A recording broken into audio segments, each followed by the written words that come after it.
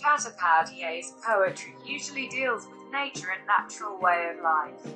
The poem is written as a dialogue between the poet and the goblet. He wants to know how the goblet felt when it was taken from the earth and shaped into a goblet.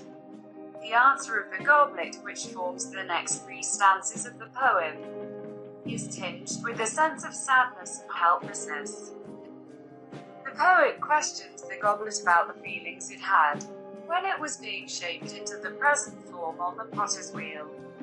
The imperfect rhyming scheme may suggest that poet knows that he is asking an absurd question. Whether the feeling is happy or sad, it does not matter. The goblet cannot change its shape ever. Goblet's answer clearly states that it came to the present form without its consent. Although it got the alert, it could not resist as the force was so powerful.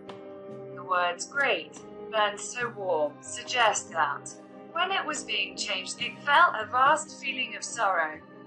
That may be the understanding about its passiveness, about the inevitable change of its form. The disturbed rhyming scheme suggests its mental status about its predicament. The goblet recalls the hour that it was captivated and slaughtered, as well as the nostalgic feeling of its lost friendship, which was so close to its heart. The words "fatal hour," "captive cast into sleep," illustrate a picture of a hunter getting ready to kill an animal captivated by him.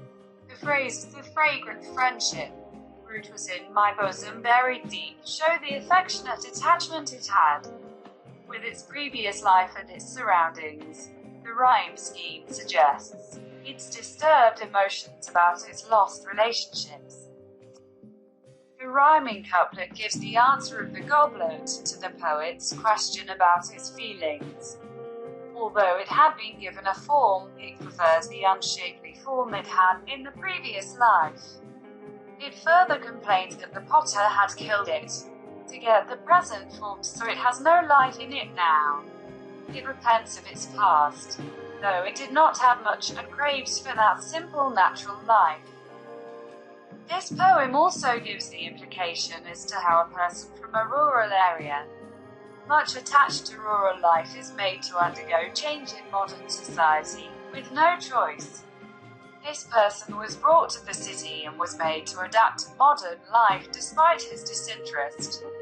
At the end, he turned out to be a gentleman in the city, but his attachment was for the humble, down-to-earth lifestyle close to nature, with his girl in a village.